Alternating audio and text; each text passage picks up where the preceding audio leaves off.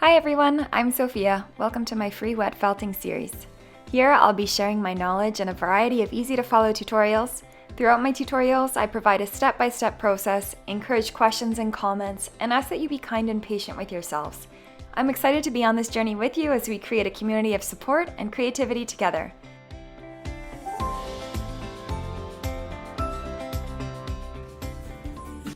The great thing about wet felting is that it only requires a few tools, some that can even be found around your home.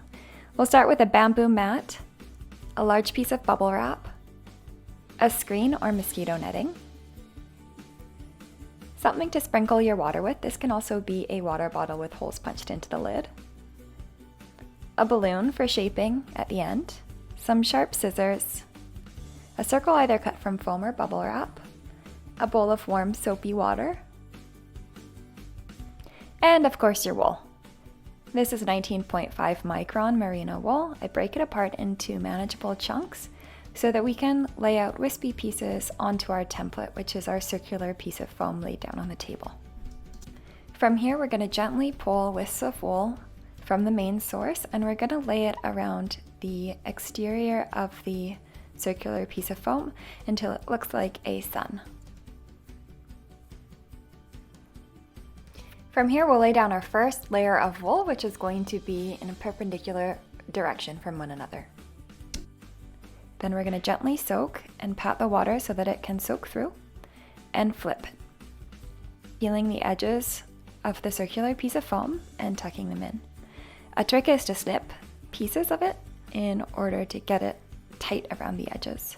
And then we're going to repeat. We'll do the exact same thing that we did originally, by laying out the wool around the exterior of the circular piece of foam until it looks like a sun from this side. None of this needs to be perfect. We're just wanting to make sure that there's no missing holes or missing pieces, so feel free to fan out those pieces the way that you'd like to in order to get that desired result. Now it's simple. All we need to do is repeat step one. Soak it with some warm soapy water, flip it, and then tuck in the edges. Now let's go ahead and put our screen on top, apply some warm soapy water, and start rubbing. This rubbing is friction, which is going to start crisscrossing those fibers into a felted fabric.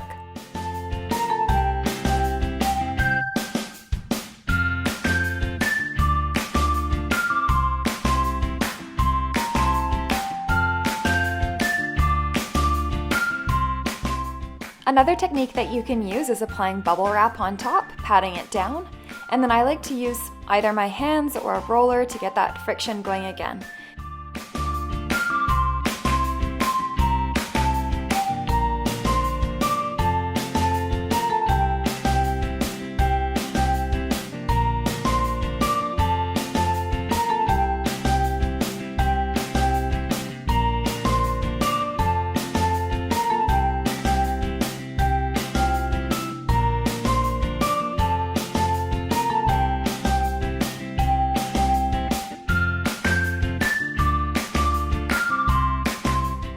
You can then grab your favorite pair of scissors, and we're going to puncture a little hole in the middle, and then we're going to start cutting around a very small hole. And the reason why we want it pretty small is that this hole will stretch out when we go to start felting around it to make it a nice smooth opening.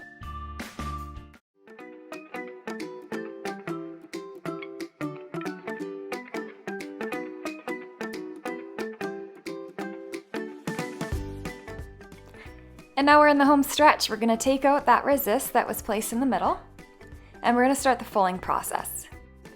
Fulling gives our plant pod some extra structure, and I like to use our bamboo mat and the bubble wrap combined in order to roll this against itself.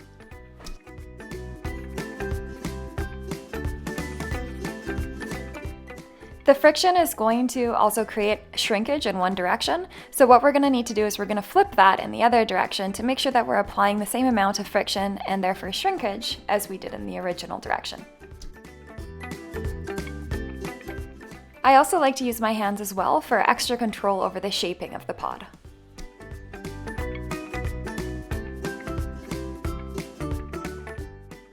Now's the fun part. Take your plant pod and throw it against the table as hard as you can.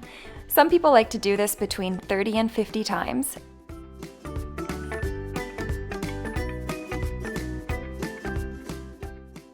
Now we're gonna take our balloon, put it inside, blow it up. You'll see some water that comes out, so that you can pad that with the towel. And use a clip to tie up the balloon at the top. This way we can reuse the balloon in the future.